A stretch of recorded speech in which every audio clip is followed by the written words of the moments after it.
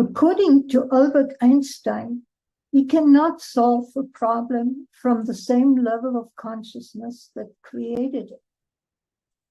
My name is Corinna Stoffel, and I'm the host of Toward a New World. The world seems to be falling apart. Are you as frustrated as I am with the talk about how to fix things or what needs to change, yet nothing changes? In the episodes, I invite people to look from different perspectives, sometimes even contrary to the current points of view. My intention is to evoke a different level of consciousness by empowering listeners to explore what is true for them and begin to live their lives from that place, thus changing their lives and through it, the world. If this appeals to you, I ask you to subscribe to the podcast on this channel. Hello and welcome. Here we are again. And what am I? I'm excited and also in a way apprehensive because I'm not sure I can do it justice. I recently was in India, first time for me, with a small group of speakers on a variety of subjects.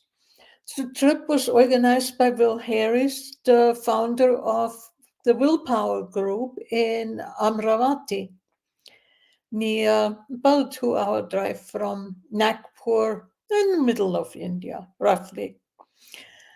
And for me, India at first glance is almost a country of opposites. Rich, poor. You have a caste system with the untouchables at the bottom. You have the contrast in financial wealth. You have ancient culture and high-tech industry. All things that in some way, for someone from the Western culture, easily triggers judgments unless you can hold the opposites.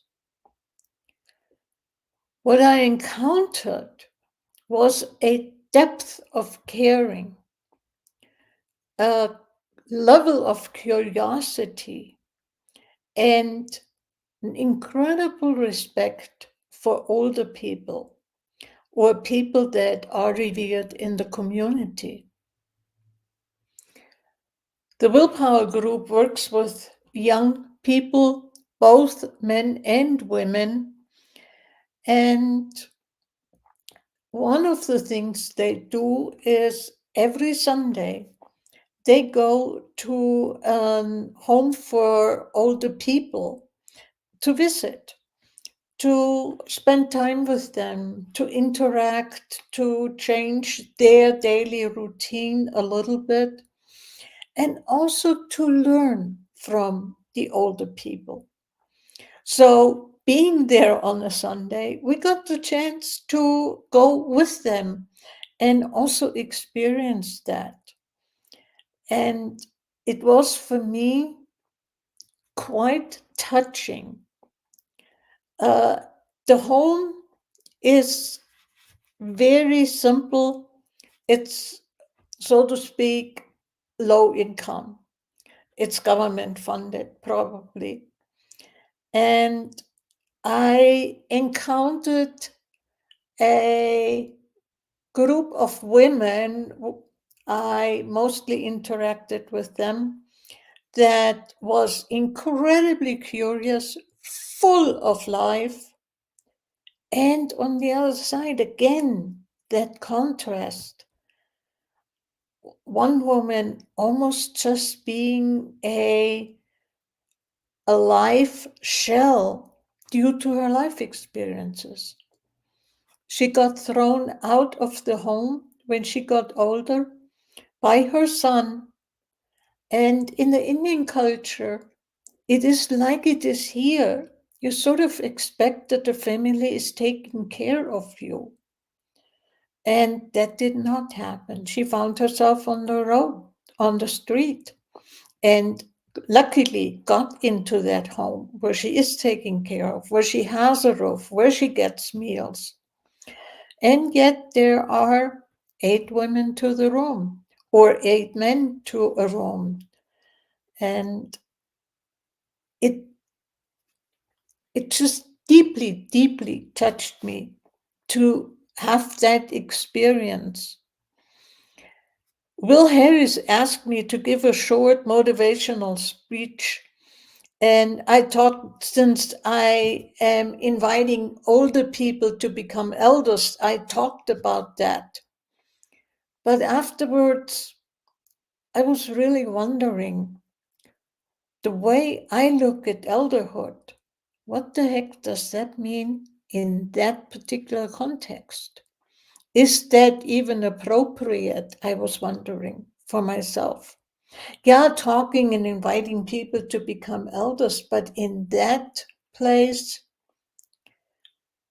I almost felt like I stayed in my head instead of speaking from my heart. And yeah, I did an okay job with it being sort of sprung on me, and I'm not content with what I said. It felt I didn't get that, what I was feeling. I wasn't talking about what I was feeling. I stayed with the script, and I don't want to do that again, ever again. I want to learn how to really just let it pour out what's in me.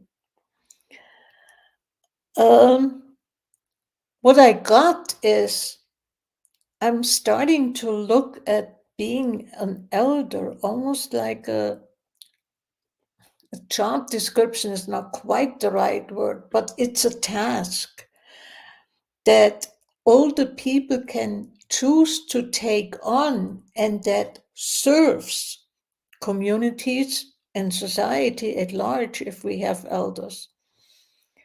But having reverence and respect and deep caring for older people is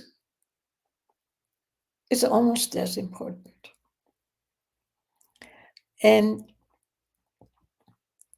the reason, the timing was when we were the end of April in Amravati is that there is an ashram that was founded by Tukaroshi Maharaj, and his birthday is April 30th.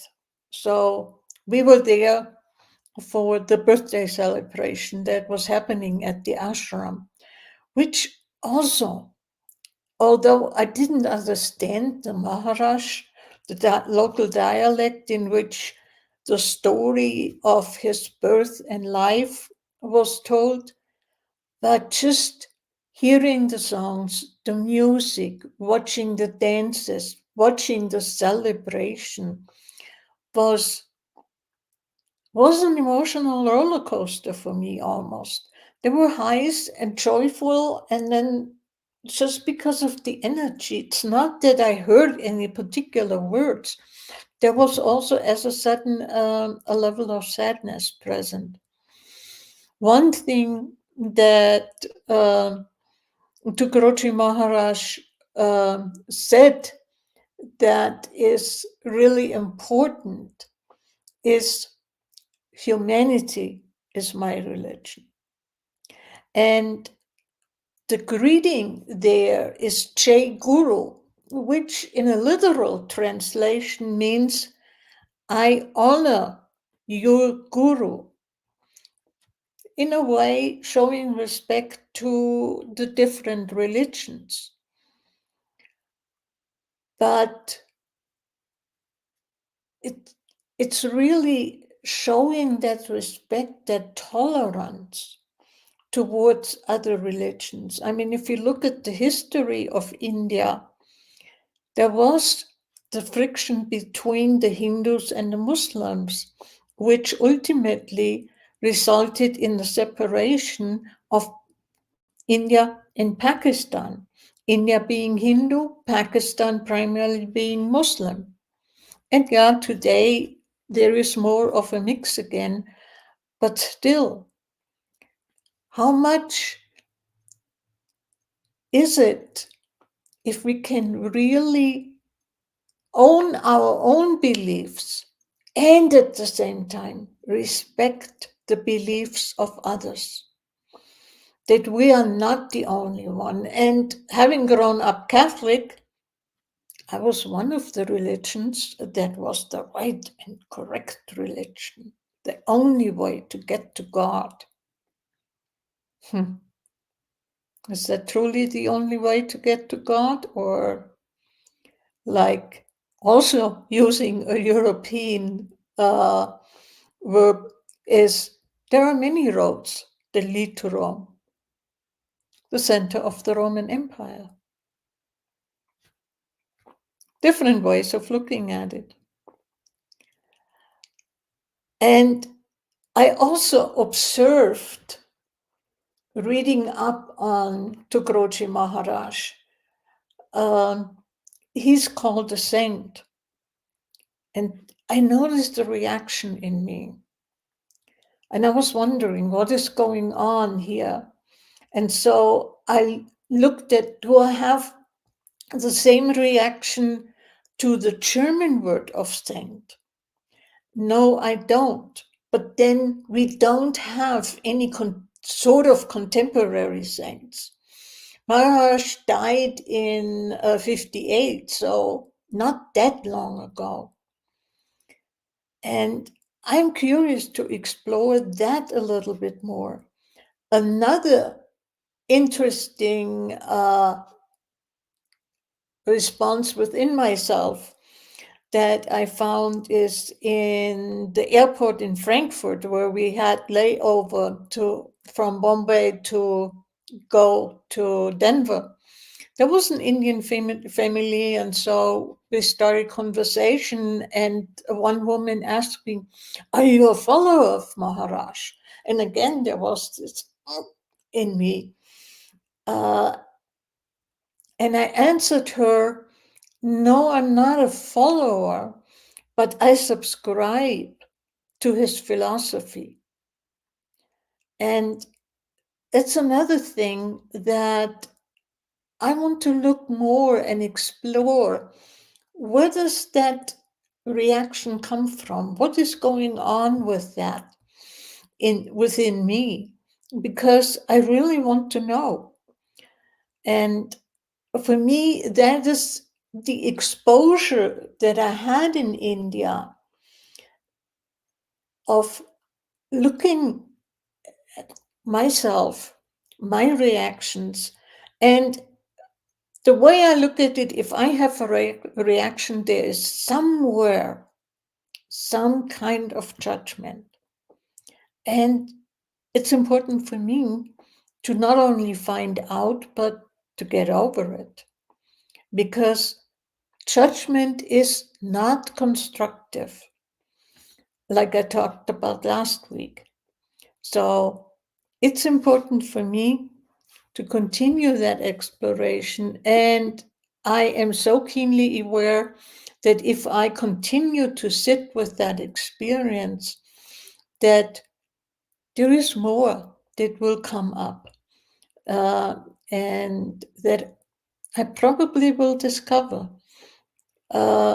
One thing I'm already aware of is that I will be a lot more authentic in giving a speech, and less from the head, more from the heart.